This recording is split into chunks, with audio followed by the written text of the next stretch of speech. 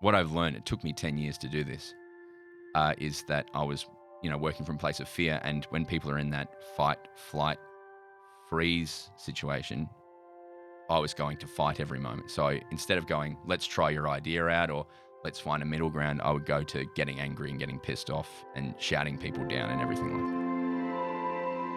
The Imperfects invites you into a very safe place. A place where we share without judgment and drink heaps of vulnerability.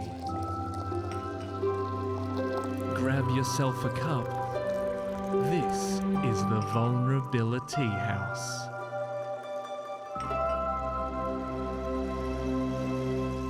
Oh, who's excited? Me. Good. Good. Josh? Me, big time. Broden Kelly? I'm so excited. Good. This tea has got me revved. I'm Good. geared up. Well, What tea did you select? I don't remember. Okay. It was one of them. It had like a health cross on it, Oh, Ah, I think you got what we got, the Revive. and you don't agree with it. I don't agree with it. And, well, I'm maybe influenced by Hugh going, "Blah."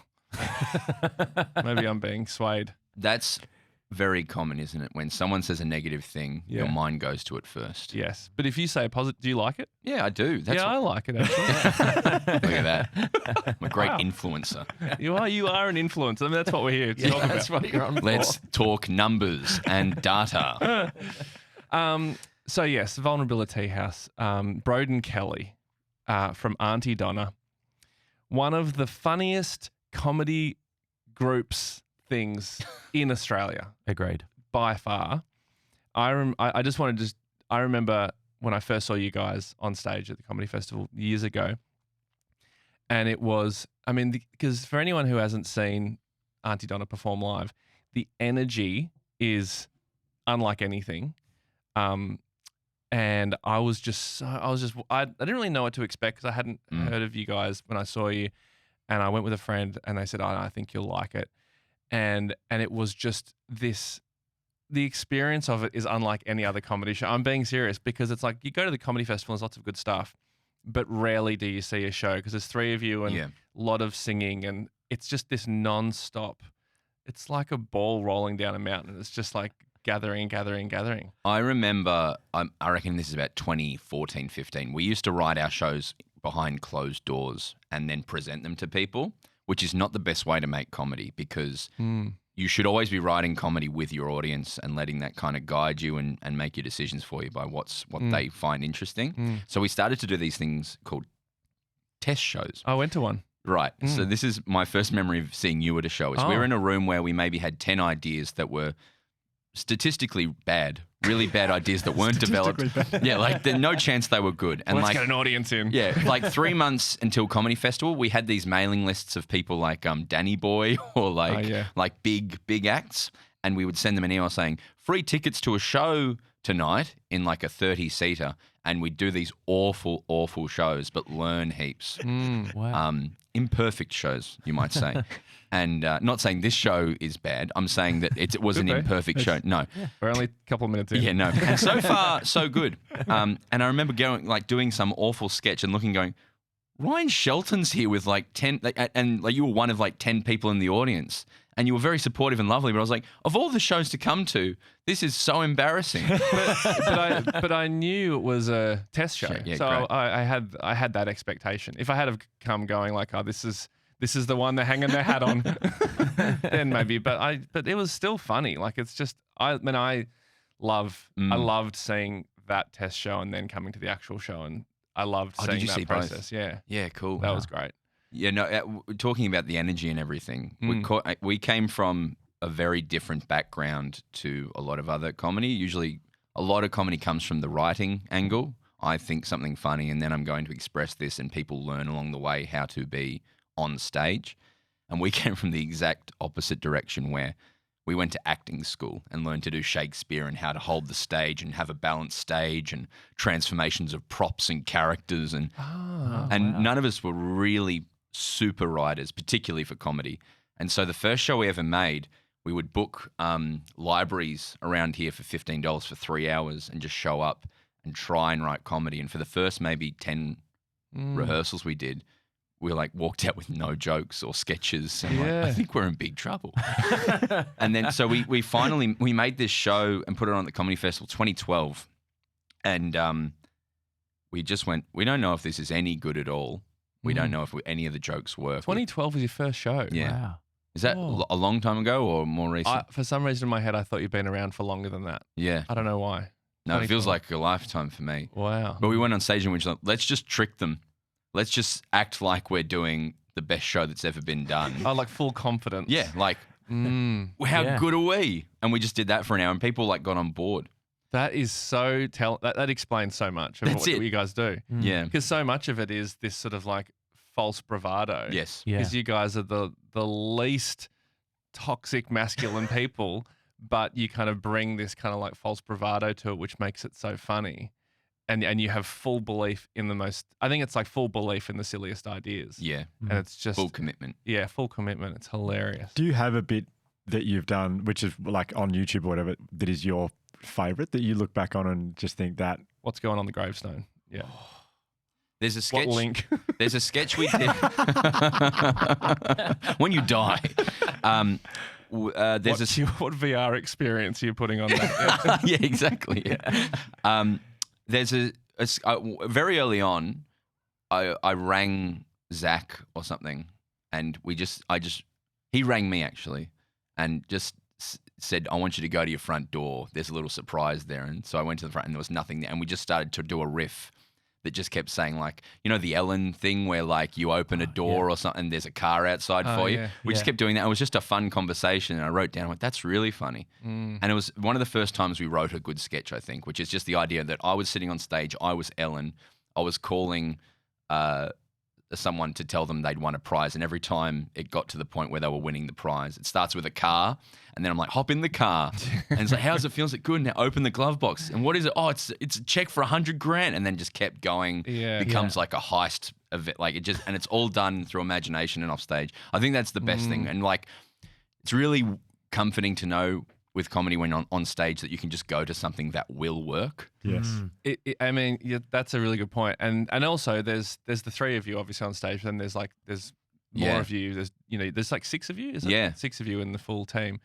But often, like even just you talking about that, like often in comedy, this is just in my experience watching comedy, I often watch it and I think, is that really the funniest joke you could have come up with? Because I feel like that's like, I don't believe that all of you felt that was hilarious in the writer's room.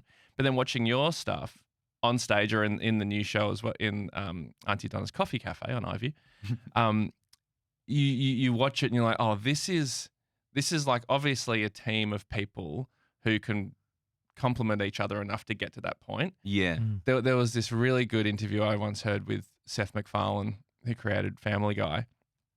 And someone was asking him, because the type of jokes that Family Guy were doing when they first started were quite different, different than The Simpsons at least, and different than a lot of things. And he said, oh, well, the rule we have in the writer's room is, because I'd worked in writer's rooms before, he said, and often you'd come up with a joke and everyone would laugh and be like, oh, that's good.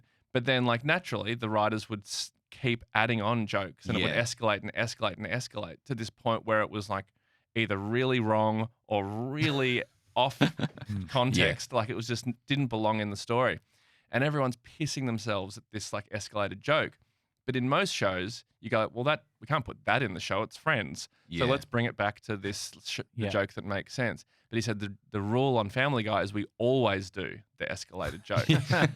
And that's what Aunty Donna feels like. Our writing room, we've been told, is very different to other writing rooms. And it sounds very similar to what you were just talking about there is when we're making a new show or making a new TV show or a live show, the goal is to build on everyone's idea. And even if, people are at their most timid and most vulnerable when they're bringing an idea that they like, or maybe they think there's something there that I think is good. And in that moment, to shut that down is so toxic and crippling. Yeah.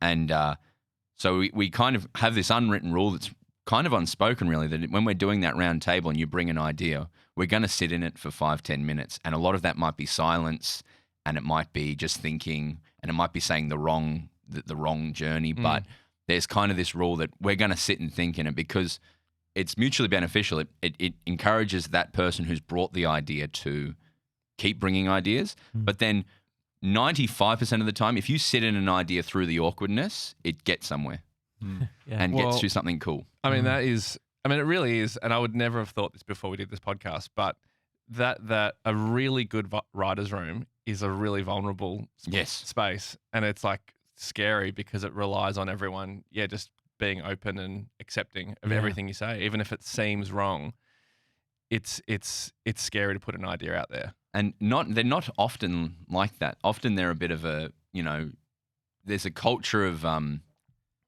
even with comedy, is like if something goes wrong is to laugh and make fun on that thing because it's all a comedic, you're trying to look for laughs, and that's often the easiest place to go for a laugh is like the self-deprecating or shooting someone down. But it's not good. It's not helpful. And if you can get past the awkwardness and sit in the challenge or the conflict of that, it's so valuable. That's where the best moments come from. So who came up with the real estate agents? Because I think it's been viewed 50 million times, and I reckon I'm nearly by half you. of them. Yeah. So that, I believe that was all done during COVID, and it was just we were like, we all hate them. We're all in our early 30s, and none of us own houses, and we all get kicked out of our rentals every 2 years. And it was pretty instinctive. Like that was sometimes sketches are written in 30 seconds and you don't need to go any further than that. Because that's you're trying to create the smallest journey between your idea and your audience and feeling connection. The further you have to go, sometimes the harder it is. But that's pretty simple. Am I allowed to swear on this show? Yeah, for sure, yeah. A real estate agent is a cunt, and everything else around that is kind of. I'm trying to buy a house at the moment. I had to get a buyer advocate because every time I walked into an open house, you can't go into. You're not getting this house. You can't go into cafes. You can't buy houses. That's hilarious. I mean, was there a chance that when you were writing that real estate sketch or performing it, it was like, is this funny or just true? Yeah, it was a bit of both because I think it came out of the idea of real estate agents are starting to put their toe into the world of media and good film quality. They've got their steady cams. They've got, really nice cameras. It's about them. Like often you don't even, like on these videos on the websites, you don't even go through the house for like a minute. Because the guys at the front, my name's John, welcome to my house, beautiful part of the world, great driveway, I'm a real estate agent, have been for 15 years, and why don't we hop inside, have a look, and and then you're like, show me the ensuite, please. I have noticed there's now a slow-mo often of the real estate agent walking through the house. Or getting out of the car or something. Yeah. The higher, because when you look at, $20 million houses on, for fun, they talk, the bigger the price, the more they talk. Right. Yeah. Like if it's a $300,000 house and it's like, Old Kent Road on Monopoly, they're like, all right, come on, quick, let's look, come on. They don't want to really put their face to that one. Just it's a lounge room, normal lounge room. Yeah. Yes, well, we'll link to that real estate agent sketch, but also your show, Aunty Donna's Coffee Cafe, which is an incredible just example of all that stuff we were just talking about with ABC and iView. Yeah. It's so funny, so good. But Vulnerabilitea House, this is, Broden, you've come on a very exciting day. We have, for years, we've been using unlicensed Bluey cards and putting Post-it notes on them. But now, for the first time, and you are the first person to use them, we have our own Imperfects Vulnerabilitea House cards. They are extremely premium. They are. Can I say that? Yeah. Yes, you can. Definitely This whole experience has been premium, can I say? The only thing you're missing now is like your own signature tea. Well, that would be nice too. Yeah. But this is beautiful. I'm just getting a nice shot there for the camera. Thanks, Broden. A little house on there. If you could just give that a quick endorsement, actually, that would be really handy. When I'm getting vulnerable cards, I choose the Imperfects for my cards. Just down the barrel would be great. When I'm picking cards that have vulnerable questions on them, I choose the Imperfects every day of the week. Thanks, Broden. It's nice. And they feel good in your hand. They do. We chose the matte finish, which stoked about. Good stocking stuffer. Yeah. Well, I guess it is. Yep. Now that you Yeah. mention it. But yes, anyway, enough of that. Broden, how this works, you may or may not know, but you pick top 3 cards, and those three cards will have questions on them that may invoke some form of vulnerability, maybe a story or a memory of yours from your life. Yeah. You could choose one of those 3. If you read them out as you pick them out Yep. and choose the one that speaks to you. If none of them speak to you, then you can just keep picking until one is good. And if I get draw 4. If you get draw 4, then you have to do 4 vulnerability houses. Okay, great. Yeah. Okay, I've got the first 3. Okay. Do I read them all out? Yeah. Yeah. Great. What insecurities have held you back? What character traits do you worry people will see in you? And in what ways do you fear you could negatively impact your children? So Wow. I'd like to talk about that one. Right. That was good. Just straight up. Yeah, I don't have children, Right. Okay. but I do have a dog that I just got, Yeah. and he's got one eye. Oh, So that's all I want to say about that. okay. Good answer. Knock it on the head. What insecurities have held you back? You don't have to answer all of them. You just choose one. Yeah, and what character traits do you worry people see in you? I'll talk about what character traits do you worry people see in you. I'm sad Okay. putting down the other cards because they're so premium. Oh, yeah. Oh. Well, They'll they're still all- be there. Yeah. That's true. Okay, so read that again. What was What that? character traits do you worry people will see in you? Okay. That's been this question is like the journey of my creative writing professional adult career. Wow. Is Good pick. Yeah. is because essentially we're talking about the vulnerability of writing and sharing a room with people and being vulnerable and being honest. I've become an adult in Aunty Donna and learning to write and learning to collaborate with people, and it's something that always comes back to me is like, you know, you have those days where you're like, well, did I say the right thing today? Have I behaved in the right way? And it comes from a very vulnerable place for me of talking about anger and how I have expressed myself from the start of my career to where I am now. And it's a story of journey for me. Yeah. Wow. Okay. So when you say story of journey, do you mean like just growth and how Yeah. you've grown and changed? I started making comedy when I was maybe 21, and I hadn't. You hadn't done any comedy before that? No, just performing. I'd always wanted to, but never thought I would have the chance to, or like the skills to, or the guts to be honest, as well. Yeah. But you know that thing about, I think Bill talked about it on yours, is when the more painful thing is to not do it than Yes. to do it. Yeah. Yeah. So the first time I'd ever been creative or written was in Aunty Donna. Do you mind if I ask who were the people you like admired and looked up to when you were a kid? My North Pole, or the thing I'm always looking towards, is North Santa. No, is my North Star is Lane on Woodley. I thought Yeah. the way that I just thought everything they did was fantastic and wonderful. The way they worked in a group, the way that they were childish and fun, and also to sidebar their career trajectory. So they did live shows until they had a TV show, and I thought that's the way you do it. Yeah. And our journey's been very, very different to that, despite the fact we now have a show on the ABC. But like, it's taken a really long time. But so when I started writing and creating, I was learning everything on the fly, and I was so afraid the whole time of being bad, being the imposter syndrome, and for years of writing and collaborating with people, I was an angry little boy. Oh wow. So this is before you met Mark and Zach. This is before, or what? Yeah, well, I knew them from uni, but the thing you also learn when you work in a team or work in a group is there's a difference between friends and work colleagues or teammates or collaborators. They're two very different things.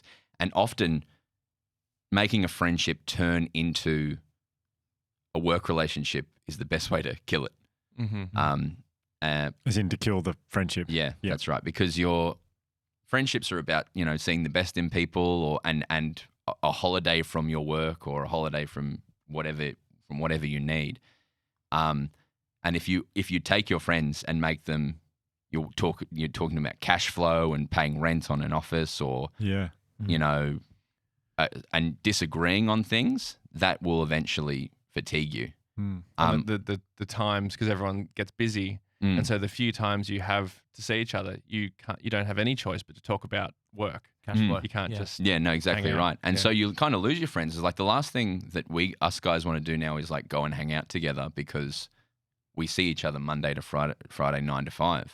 And that's fine. Like the work relationship I now have with the people in my group is closer to brothers and siblings than anything else. And I mean that in the whole sense is that, you know each other very deeply. You know what annoys them. You know what they love. You know what their strengths and weaknesses are. You know that you can have a fight with them and it's going to be fine. It's a different thing. And often you see bands and things fall apart because they never really engage with that transition from friends to business partners almost. But in my early years, I never went to therapy or anything, or never engaged with how I was behaving. And so it was almost like I was primitively working through how to communicate and learn with people. So over the last decade, it's been me learning how to be a person who works well collaboratively. The main thing that used to happen is working from fear and working from a place of fear. So, and that's my main lesson that I teach a bit at uni now to young writers and creators. And the main thing I try and tell people is not to work from fear, which is what I did in the early years. So what did that look like as far as working from fear? What would you do? So if I have an idea that I really like and I think it's going to be great in the show and it's going to make the show better, and you have an opposing idea, my instinct would be, if we don't do my idea that I know is going to work, it's going to make the show worse. The show's going to go bad. It's going to be horrible. No one's going to come see it. It's all going to blow up. So I'm working from fear there. So in that moment, what I've learned, it took me 10 years to do this, is that I was, working from a place of fear. And when people are in that fight, flight, freeze situation, I was going to fight every moment. So instead of going, let's try your idea out or let's find a middle ground, I would go to getting angry and getting pissed off and shouting people down and everything like that. Like defending your idea. Yeah. And never really learnt for a very long time that was the wrong way to go about it. It was damaging to situations, damaging to creativity. It took me until I was 29 years old. I was playing in a basketball game on a Monday night, a social game, and I was driving home and my glasses were fogging up because I'd gotten so mad in the game at referees, and I was like, why am I like this? Why am I doing this?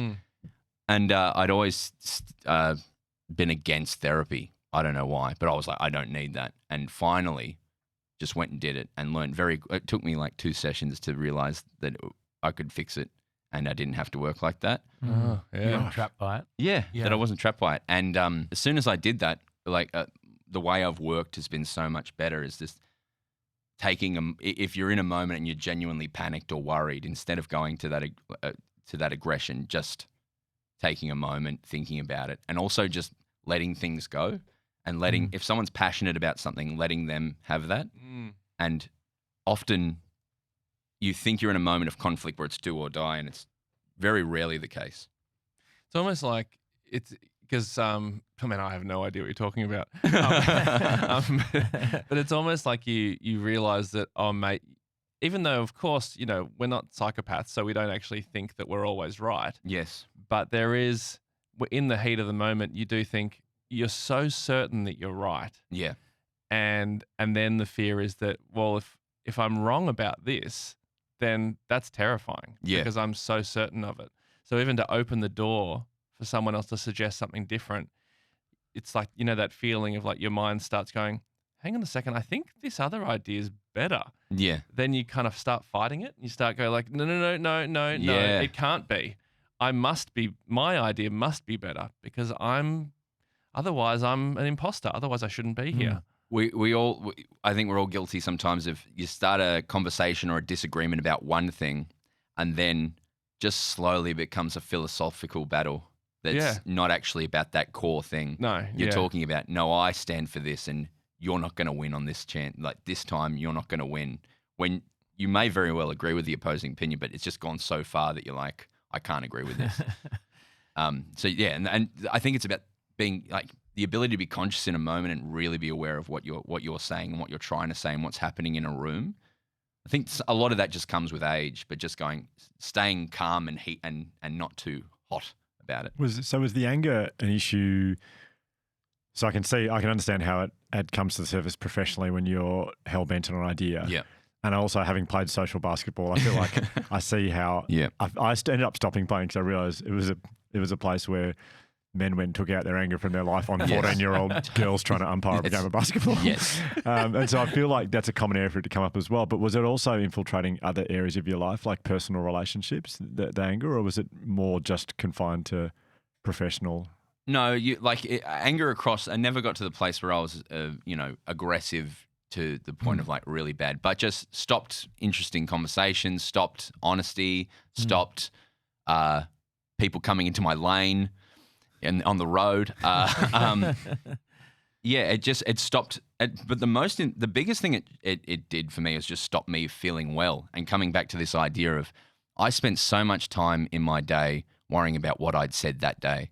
Right. I don't know if that resonates, but the idea of I said something real prickish at 11 this morning and then I got home and go, why did I say that? That's so awful. And like sometimes when you say the wrong thing at the wrong time, doesn't matter if you apologize, the damage has been done.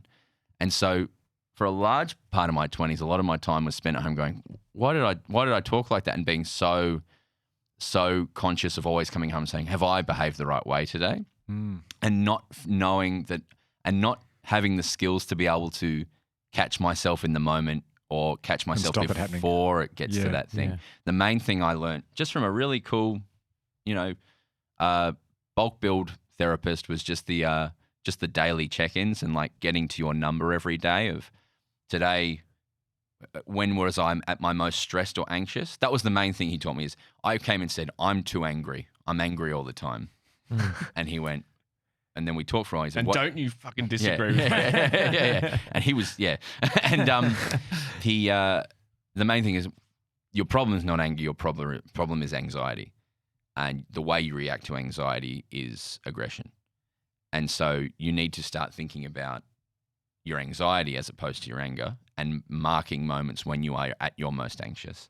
So when I came home every day, I'd just mark when was I at my most anxious today and what number was it? And how did you respond? As in like out of 10 or whatever? Yeah, out of 10. Okay, yeah. And just that daily check-in. I've had it with different things as well. I remember at drama school, I had a bad voice and I was like, and the voice teacher's not helping. And then I had this thing click. It was like, well, she's saying if I do it every day, it will help. And so I was like, well, I'll do it so I can say that she's wrong. And then it very much helped. Yeah. And there was a real switch in my head where I went, oh, if I work at something regularly, even if it doesn't seem to make sense now, it probably will help. Yeah, it'll compound. And you can't knock something until you've genuinely given it a go. So it's a beautiful message and lesson around like your mental health is the same. You want to have good mental health, you also need to work at that. Yes, exactly. And even though it might not make sense at the start of the journey, you've still got to give it a crack because there's a good chance it probably will.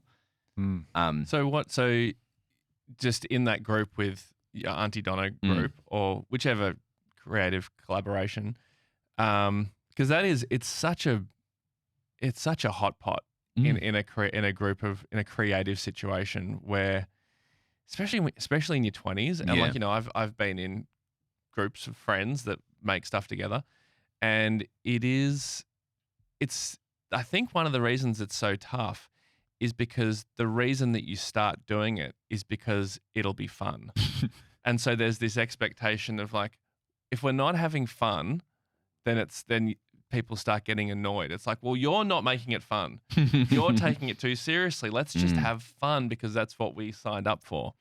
And then all of a sudden, if you get a little bit of success, the stakes rise a little bit. And it's like, oh, okay, there's a little bit of skin in the game now. Stakes rise, and even though you're forcing this fun, you're trying to have fun, but you also have to take it seriously for the first time, and then it maybe becomes more serious and more serious until you're like on stage in front of about to do 1,000 people venue or something, and you're like, shit, we I mean, obviously have fun, but guys, this has got to be good. Can't fuck this up. Yeah, I'm going to quote a tweet I saw once that I can't credit. but it was something like, yeah, this is where we've gotten to. At Kirsty. I think it was Donald Trump. No, the quote is something like, the original quote, do what you love and you'll never work a day in your life. Mm-hmm. I saw a quote that was like, do what you love and the line will blur between your happiness and your work and you'll never truly know what joy is because you'll always be stressed about what you love and you won't know your identity. And something along those lines. That is just, bullseye. We're in this sort of generation where people, are more open to go and pursue what they love. My parents were both, I think, struggling and conflicted artists who never got the chance to go and genuinely do what they love and have a good crack at it. And so me and my brother are the results of go and do what you want. Doesn't finances be damned. And you like the idea of pursuing what you love it's nothing more vulnerable because it's what you're genuinely saying is here is myself. Here I am. And also going back to what you're kind of selling as a group is come be our friend. Well, you guys particularly, yeah. I mean, I worked with Hames and Andy, obviously, and that's exactly the same for them. It's like it's selling a friendship. Yes. And so it's like for you guys, you have to be really having the best time of your lives every night on stage. Yeah. Even if you've just had this really big disagreement. An hour before. And we've all been on maybe a Bucks night or a holiday where it's outstayed its welcome. And like it's just truth about it. Even your best mates, you can't be around them forever. The friendships are sort of defined by a holiday or a resort. So there was I think genuinely a point where we were running on the vibes of being around each other and had to shift to like how do we capture the great moments and share them. And so with it can you remember a time like in the Aunty Donna history where you've got a show coming up and it's like a sold out show and I've seen your shows, so it's like you are like having the time of your lives. You love each other. You're so supportive of each other on stage. But is there a time where you've had to do that on stage, but moments before there's been a blow up? Like Edinburghs are the boot camp of comedy. So in one of the biggest festivals in the world is the Edinburgh Fringe Festival, and it's where you go to be made, and comedians go there and you do. Melbourne Comedy Festival's pretty hard. You do 22 shows with 3 nights off in it, and you get completely fatigued by the end of it. But Edinburgh is 26 nights, 1 night off, and you're doing it to 3 people a night. So you spend the whole day out flyering, begging middle-aged Scottish people to come see your show that they're not going to like. You're like, please come see it. And you might get it to like 15 ticket sales. Yeah. And you're like, great, that's enough. And then you do the show, it goes okay. You wake up the next day, you got 2 pre-sales for tonight. You got to do it all again. And you hope that builds and everything. And it really is altitude training for comedy and festivals. And it's something to do in your 20s. I remember the first one we did, Silly said to me, you're going to cry. You're going to cry. And I was like, I don't know, it's just comedy. She's like, you'll be crying by, I reckon, the mid-Monday of the festival. Oh. And totally the case, like just in tears after a show, just completely fatigued and broken down by the whole process. Because people weren't coming and you're working so hard. Yeah, and just like, it's such a vulnerable thing and you're bearing yourself every night, even though it's just stupid jokes about, Ellen or whatever. Yeah. You are bearing yourself every night and getting good reviews and bad reviews, and it eventually just takes its toll. And as a group, we share the most wonderful moments and the worst moments, and you learn about each other in all those moments. We had a phone call. This is a nice moment. We had a tour through the US that was really hard, really long, really challenged us all mentally, and we saw the best and worst of each other. At the start of the tour, we pitched to Netflix and then went on tour after pitching the TV show and did it around. And some shows were, empty and some shows were good. But by the end, we're just absolutely wrecked. And we got back 2 weeks later and got a phone call like, yeah, they're giving you 6 episodes of a TV show and you got to move to America in a few weeks. And that's a microcosm of that's how it always happens. The great moments, like it's a roll. Yes, exactly. After 13 years, it's a roller coaster relationship. It's like a really intense relationship where like you're seeing these moments where you're at your absolute lowest, and then a few days later your absolute highest. And like there's so much you need to just work with, just so much care for one another. And even when you don't understand where someone's coming from, you just kind of have to accept it and understand it and appreciate that they're saying that for a reason. So like if someone says, I just can't do the show tonight, or I can't, or I can't make it today, even though whatever that means, you've just got to be okay with it and be as compassionate as possible. But that, I think now we can all say that, but I feel like for me, speaking for myself, in my 20s, I wasn't doing that. If your career's on the line every time there's a little moment, it's huge stakes. It's cliffhanger with Sylvester Stallone every time you. Yeah. Yeah, like that's exactly right. Now that we're kind of in a place where we feel a bit more comfortable, it's easier to have those conversations, thankfully. But when you're in the moment and every decision is do or die, it's intense. But I think even in those moments, it's even more important. Yeah, God, yeah. I was kind of struck by, I'm going back a bit here, but the thing you were talking about with writing or coming from a place of fear, and I think Ryan sort of touched on it a little bit, and we sort of got a little bit into it, but I'm really fascinated about how this interacts with what you're talking about there. So to what degree was the fear, because of you coming to writing comedy a little bit later and coming from the acting background, and I hope this isn't too pointed, but to what degree do you think the fear was related to fear that I'm actually not good at this? Yeah, entirely. My whole career is based on chip on shoulder, proving people wrong, and tricking people into thinking that I belong here. Yeah, okay. That's the two pillars of of my teens and 20s. Is like I just have memory. There's people in the back of my head who I'm still trying to show. I'm like my maths teacher in year 9. I'll show you, mate. And that's a lot to carry. It really is. Like it's all built on anxiety of showing people that I'm inadequate. Yeah. Particularly very early on in our career, there was 4 of us, and the fourth one left because he didn't see where it could go and just wanted to do other things, which is completely valid. But after he left, there was a real mentality of this is going to work, whether I die doing it or not. Really, it's almost like you wanted to prove to that person. I know, and to myself as well, because I think before that it was more of a casual get together, do some rehearsals, maybe this will go well. And it shifted from when we were doing it was like, we'll rehearse a few days a week. You know, some people are doing uni, some people are doing this. This is something that will probably fade out in a few years if it doesn't crack off. You know, if one of our shows just doesn't get an award and someone rings up and gives us a TV show, this will probably fade out. And I remember being in like 22, 23 and going, when he left, going, this has to work now. So no days off, work a crappy job 3 days a week, spend 4 days full time for no money making this work. Yeah. And it's going to work. Yeah. And that's encased with so much anxiety and stress, because at any moment you're constantly thinking, what am I doing right now to further the group? Yeah. But it's a double-edged sword, because I don't think I'd be here unless I treated it like that. Yeah. So I don't know. There's probably a great analogy for it, but my biggest strength is my biggest weakness, in that the fervor and the drive and the anxiety and the anger to do things is why I'm here. But also when it turns, it's completely toxic and unworkable. Did you think that's the reason why you do it at all? Yeah. Like as far as like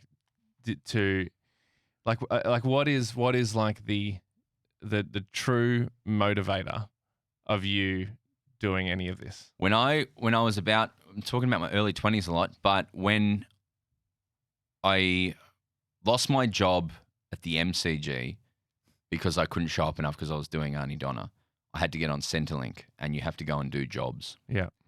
And I kept applying for jobs, and none of them were working. And then I got a trial shift at a cheese factory. It sounds like the start of a bit you did. It could have been. I was like, maybe I'll be a cheese guy. Maybe I'll make comedy a few days a week, and then I'll go and make fresh artisanal cheese. It's just Tom Green. It just reminds me of cheese sandwich factory. Yeah. So they were, all right, so stand here and you're going to make burrata, which was when you get the mozzarella, I think, and then you tie it into like a into a little bag. Yeah. So my job was to get the warm burrata skin and tie that into a knot and put it in a thing. And I just couldn't do it. Yeah. I didn't have the capability of doing it. And it was like 6-year-old ladies around me just going to town, doing like 20, and I was struggling to get the knot done on one. And I was like, and then they're like, at lunchtime, you can go. And like, They fired you. yeah, and they like gave me $50. Like, thanks for the trial. Have a good one. I was like, and I remember sitting in this farm in my car looking at a cow going, I'm stuffed if I can't make this work. Like, I can't do anything else. This is the only thing I'm good at. And you often As hear in that. performing. Yeah. Writing comedies is the only thing that's ever garnered any sort of positive feedback on me. Everything else was mediocre at best. And I was like, if I can't make this work, I'm going to be miserable for the rest of my life. So do you look at that as a good memory? Is it a positive memory? It is for me, yeah, because it was really clear, direction. a real moment of clarity where I went, this is my best chance at having a fulfilling, nice life where what I do is valuable to people. And it was just one of those moments where I was like, because I remember that morning thinking, I could just be a cheese guy who does comedy for fun. And then by the end of the day, I was like, no, I can eat cheese whenever I want. I can buy the cheese, but I'll need to find a way to make this comedy thing financially viable. So I can afford the cheese. Yeah, that's right. Yeah, have some nice cheeses. So it was. I've never felt the ability to do anything else. Is what I'm saying. It's always been the thing that I think people value in me. Have you ever had feedback that your anger was a problem to the group? Yeah, totally. Without getting into it too much, because I don't want to, of course, to betray relationships and everything like that. I don't mind if you betray. Yeah, no, that's good. That's good. But in fact, I insist. I think it's often the case with men is we'll wait for someone to come and tell us that there's a problem. And actually, not just men, anyone will often wait for someone to come and do that awful thing where they have to confront us and say what you're doing is unacceptable.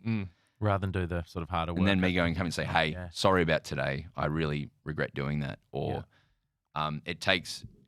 there's moments where I've needed to do it with other people as well, not just in the group, but in the world. It's hard. It's a hard thing to do, but it's so important. But so I've been sat down and told that how I behave negatively affects people.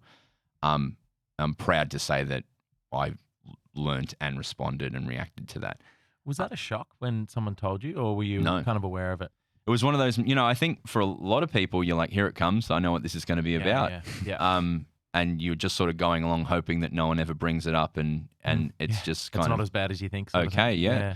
So I'm really grateful that I have been confronted about it, because I kind of mark one particular moment as the moment that I started to be a better collaborator, better partner, better friend, better person for myself. It was when I started to be able to go home, leave how I behaved at work, feel okay about it, go to the movies, go to the gym, feel okay about myself. And as soon as I was fully open and vulnerable about it, it made me, as I entered my 30s, it made me feel so much better and balanced and happier. And did it help approaching just like general relationships like that? Did it help the writing process with 100% everyone? 100% for me. I think it was, So there was, you can see if you look through our work, there's early years where our writing's not as great, but the energy's there, and then there's years where you can see the hard years where we're like, we need to make videos to sell the tour, to make the money, to be the stars, and then and then there's a shift where all of a sudden, as a group, I think it just happened. We're all the same age and we're all going through the same things at the same time. There's a moment where we just go, oh, I think we really know who we all are now. I think we know what our strengths and weaknesses are. Let's take all our strengths from each other and laser focus them on things that are going to work. And we made our best shows. We made our best music. TV shows started to happen. Tours became really positive. And more importantly, didn't mean everything was perfect, but when problems did come up, they were addressed in the right way, and communication became better. Yeah. I think there's the 7-year itch in relationships, but there's probably like the 5 or 6 year itch in bands and groups, I think, where you go one or two ways and you either break up or you start to become really collaborative and work well. Because it's tough, because it requires all 3 of you or all 6 of you to kind of have a similar approach. You all kind of have to be open to it to a certain degree, because like any brainstorming room, what someone once said to me, it only takes one no. Yes. Like you can have 6 people saying, yeah, that's great, but if one person goes, I'm not sure, then for whatever reason they win. Yeah. Like it's a weird way. Democracy doesn't really work with creativeness, does it? Because one no, you really want to explore why that is a no. It's not, well, it's 5 wins, is it? And it probably also has something to do with the fact that maybe in a group of people who aren't friends and are just working together, maybe the democracy then works. But when you're friends, if someone's saying no, then you really want to respect that person's no. Yes. It's like really disrespectful to go like, yeah, well, I know you don't like it, but we're doing it anyway. Yes. And you want to explore why you were no, because you wouldn't, if you have a good relationship, you wouldn't say no unless something was really up, because most cases you go, I don't quite agree, but I'm happy to go with it because you guys are so passionate about it. But a no, you really at least want to get someone to a place where they're okay with not going the way they... Someone once said to me, because I still do to a certain degree, but used to really hate brainstorming rooms, like kind of group think room things, like writer's room situations. What was that? Because I didn't feel like I was quick enough to be able to keep up, to be able to let the best of me get out. Right. Because it's like if you're not quick in those rooms, then you just get left behind. Can be a fight, yeah. If the personality types go that way. But someone once said to me, people are not their ideas, and because I would always just get like stuck on me being like, well, if you don't like my idea, then you're having a go at me, or you don't think I'm good. And I thought that for years. I was like, well, if I say an idea and it gets a bad response, then I would just like negatively judge myself and my ability as a person. And I would often do that for other people. Like if someone in a group said an idea, I'd be like, oh, that's not good. And then I'd catch myself thinking they're not funny. But I know they are funny. So why am I thinking that? But then when this person told me people are not their ideas, I was able to separate what people think from who they are. Yeah. And it was so freeing. That is a huge thing. Don't be attached to the results is something I come back to a lot. Don't be attached to the results. Yeah. I find that really interesting because I imagine, because I agree with you 100%, but I feel like when you're doing something that's creative and putting it out in the world, the results are also the thing that determines to a degree in your mind whether it's good or not. Yeah, I don't understand when people say, I don't care what people think about this, I've made it and I'm proud of it. And like, particularly for comedy, it's all about a relationship with your audience. Yeah. As you go on though, what's been frustrating for me in more recent years with feedback from fans is like people associating what you do with a moment in their life and not being able to separate, your last show, I was at this point in my life and I felt this and I like this about it, and now I'm different and you're different and it's your fault. I struggle with that. And as a creative, like there's a point at where you're like, yes, we're just making what we like. And I think our fan base is the biggest it's ever been, and most people give us the most positive feedback. But when someone gives you that feedback on something you've worked so hard on, it hurts, particularly if it's done without much thought, or this is good, this is bad. Because as a group, we know that creativity is, personal, and what someone thinks is the best joke ever, someone else thinks is the worst thing ever. We understand that. But when someone is talking in like a binary way that you're good or you're bad, particularly a fan who has liked you who now doesn't like you or something, it is. I struggle with that. Yeah, that would be particularly hard. But there's nothing you can do about it. Yeah, all you can do is just not worry about it. But the thing that really helped me on that, when I used to get really bothered if not everyone liked what I was doing. But then once I realized that all of the comedy that I've ever loved in my life is definitely not for everyone. Yes, exactly. Like everything that I've ever really loved. There are some people who don't like Monty Python. And so, lots of people. I mean, people have told me they don't like Seinfeld or The Office or whatever. And I'm like, what? But then it's kind of liberating because it's like, and like what you guys do, like Aunty Donna, it's like, that is not for everyone. No. But if it's for you, it is really for you. Yeah, we had a moment the other day where it was a real we've made it moment. Is we had a Batuta Advocate article written about us. Yeah, that's huge. That's huge. I got tingles. But it's that everything they do is done with a tinge of pain to it. Where what was there was weird improv guy who makes weird noises, excited for new Aunty Donna show. Yeah, I saw that. Yeah. And I was like, should I be offended at this? But it's that. It's like, Well, just so you know, I have you guys in a very similar folder in my head of like Aunty Donna, Batura, do something different, but at the same level of brilliance. Oh, that's nice. And aspirational type. Imagine being like an Aunty Donna or a Batura Advocate. You're very much in the same folder in my head. That's really nice. Yeah. Which is, yeah. That's really lovely. Yeah, when you're in it, you don't really feel it. And that's, I think, talking about imposter syndrome, and there's so many moments in my life that I've had where I imagine something happening. I go, wouldn't that be incredible if that happened? And I had this image. I went to America when I was in 2011 with a friend, and I was in Boston. And I never traveled overseas before, and I saw a Starbucks, and I played out this whole fantasy in my head of, imagine when my comedy group gets started, we might do a show in Boston, and we'll go and get a coffee from that Starbucks because we'll have jet lag. I walked through this whole thing, So good. and I was like, well, we're on tour, and then 2017 it happened. Oh, that exact. I saw I was in Boston doing a show. I was up with jet lag. And I walked past the Starbucks. Oh. It happened. That is weird. Yeah. Isn't that crazy? That is crazy. I mean, I do play out those scenarios all the time. Yeah. It is a weird thing. It's just like this weird fantasy thing. Yeah, like, what was I talking? I was talking like the idea of like, I had these moments that like, if I ever did them, they'd be incredible. And like, it's so like, you get to whatever level you're at, and there's always someone who's doing better, and it's really hard to separate from that. But like, yeah, I'm so happy that we've gotten to do what we did. It's taken so much hard work, but I'm so proud of. It's just it's been hard at points, and talked about all the challenges and learning and growth in myself. But as I sit here, I'm just so proud. What do the other guys mean to you? Well, everything. Like we're about to take a long break. We haven't taken a long break. We're taking 4 months off, which we've never done. It's been little breaks here or there when we could to get this thing to where it is.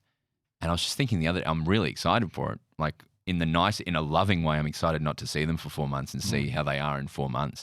But then part of me is like, I talk to them about every stupid Marvel movie. I talk to them about, we're constantly checking in. Most of my opinions are based off their opinions. My personality is based off, Zach's such a smart guy, and he'll say something, and that will inform my opinion on most things. I'm like, how am I going to grow Without them? Yeah. They're a huge part of my life, and they always will be.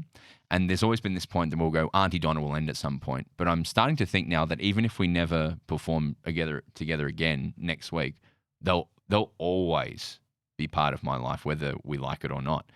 And there'll always be a reunion tour coming. Yeah, that's it. You got to make that cash. Lane and Woodley broke up. I was like, they're broke up forever. Not true. No one ever is. Can I ask another question about the anger? Yes, To bring it please, back to please.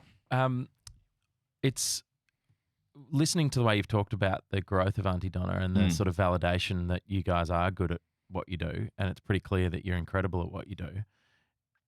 To what degree, and this might be an impossible question to answer, but to what degree do you think the anger subsiding is due to the success of Aunty Donna versus the therapy that you've taken? Yep.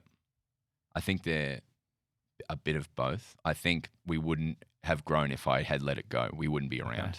Yeah. So it was something that needed to happen for the group to continue to exist. Yeah. Because if I kept fighting everyone every time they disagreed with me, then why would you stick around? Even if it was so successful and so positive, it's too hard. Or And you'd stick around and it would just be hell. Yeah. Yeah. And Yeah. presumably the quality of the work wouldn't be as high either. And that great thing, Bill said that which pain is worse? It's, it would have outweighed. Even though we had so many positive things happening, it would have just become too much. So, no, it needed to happen for myself to continue to be someone who was okay in themselves and could grow and was comfortable and balanced. Yeah. And it needed to be for working with everyone else. And it's not something that I've mastered either and will never master. I think it's heritage in my family. It's in my lineage, angry dudes. So it's something I always want to check in on and keep growing with. And Wow. Fascinating. It's also like the angry man is like one of the main character types you play. It's funny because so much of my comedy is also based around making fun of the bloke. Yeah. Yeah. And and the talking like this champ and bloody have a the gut best. full of that. Yeah. And I mean, to the extent where this, I mean, we haven't even talked about your you're doing this new podcast called The Footy with Broden Kelly. It's got to be one of the best titles of any podcast. I thought I'd be upfront about it. But yeah, sorry. Yeah. So it's funny. I was making fun of that whilst also just enforcing the behavior as well. And like I was able to sit back in calm moments and go, isn't it funny how men behave in this situation and how they put on a face and bravado and get pissed off, but also not being able to handle it myself was a bit of a part of me at the same time. It's a beautiful, like, you know, it's one of my favorite types of people to observe is the man who has got, you know, who's like very blokey bloke, has so much shit He's going on in his so head. often your go-to character when It's you're... the funnest to play for me. It's like there's, if he could just find someone to talk to, it would be really helpful. Yeah. But he can't. Jesus Christ. Just that. Yeah. Oh, God. Yeah, we all know, we all have Yeah. a family member who's like that and everything. But Yeah. I just come to the footy with me and you were like, he was full of shit. That whole podcast is lying. Like, he's the most angry man I've ever seen. The shit I say at the football. Yeah. But yes, we all have our Yeah. avenues to express things. So just to, I guess, to drill into the anger a bit more precisely, when you're... You want to try and get him angry? Yeah. What can I You do wouldn't to like trigger me you? when I'm angry. When you feel that happening and when you do get angry, what does that feel like for you? Like, how does it manifest and what Yeah. does it look like? The main thing, my worst anger was always a compound thing. So a little thing annoys you and it's a 2 out of 10, but that doesn't mean you go back to 0 after that. So there was the first time that I talked to my therapist and then experienced like getting to the point of pure anger, really, that I could sit down and write was so valuable to me. I remember I had a day of like a 2 stress and then another 2 stress and then maybe a 4 and then a 5. And then I found I was the end of the day after a day of just little annoyances that had built and built and built. And I was tense in my arms, my shoulders, my vision was closed. I was driving but not really thinking about where I was. Like I couldn't tell you, I couldn't remember driving home. I wasn't there. I might have been driving fine, but I wasn't mentally there. I was elsewhere.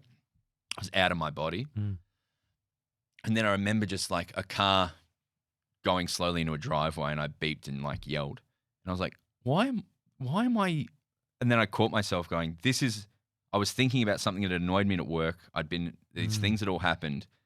And I was at a point now where my heart rate was up. I felt hot. I felt tense. I felt geared up and was irrationally mad at something that should not have made me mad. And it was a very clear moment where I saw I'm not resetting. I'm not checking myself.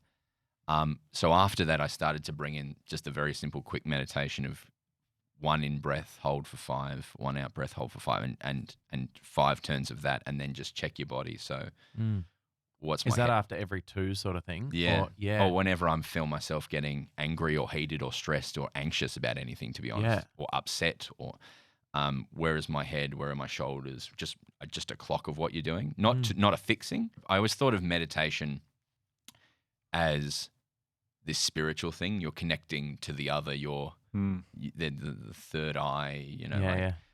And it's just not that for me. It's just literally going, it's like stretching almost. Like I'm going to go through this mechanic to help me check and feel better. And it might not make me feel better, but I know what to do because this is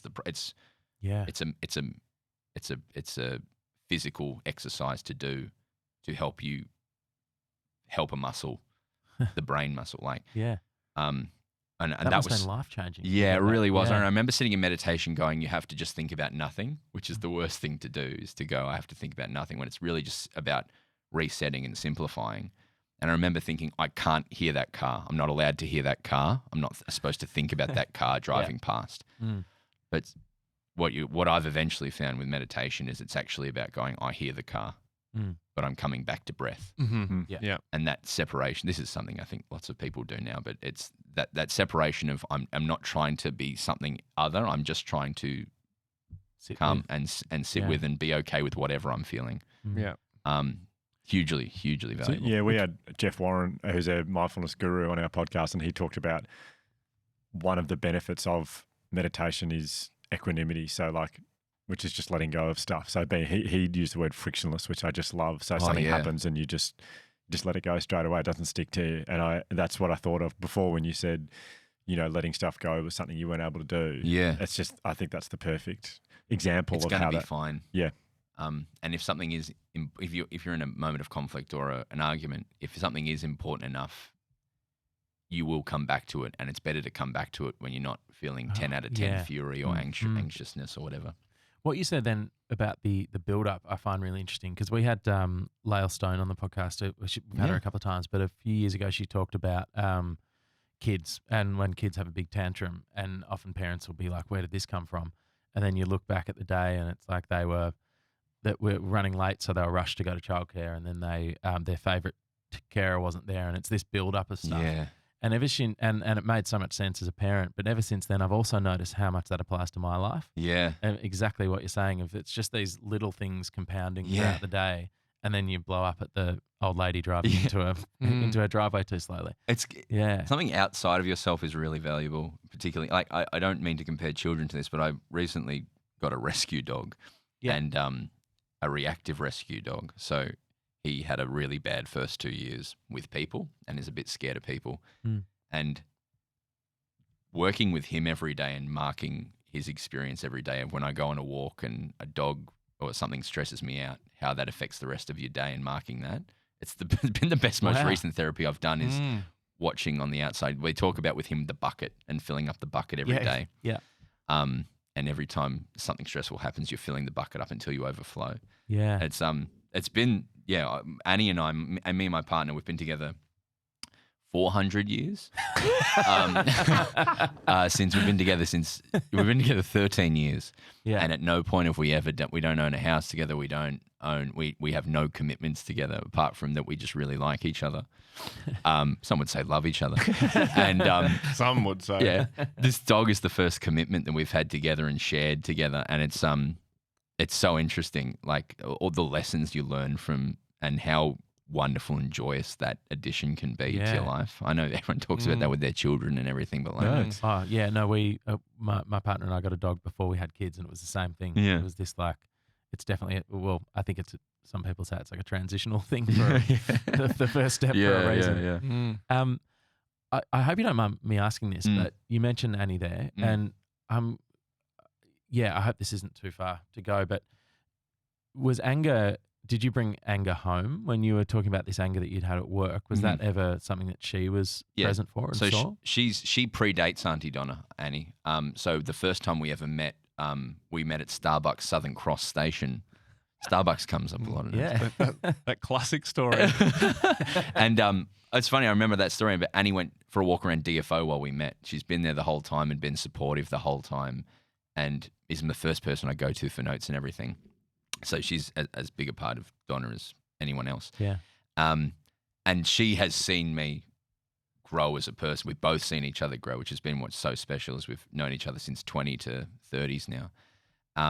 I definitely have been angry with her irrationally and unfairly, never to the point of physical or anything like that, but just unfairly angry to someone who is just completely accepting and understanding, probably to a fault sometimes, to understanding of shitty behavior. But thankfully, she's in the early years, she was so supportive of that and has been on her own journey as well, without talking about her, without telling her story.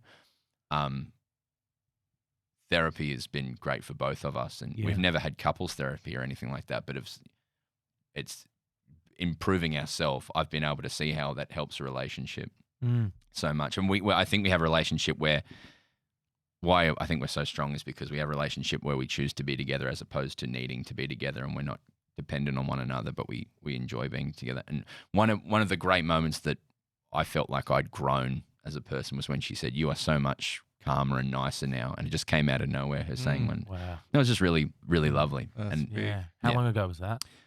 be like 5 or 6 years ago now. Yeah. Yeah. Wow, that must have been incredible to hear. Yeah. It was really Yeah. lovely. It was really cool and lovely to hear. Yeah. Wow. This is a bit off topic. Did you just bump in? Well, it's actually very on topic.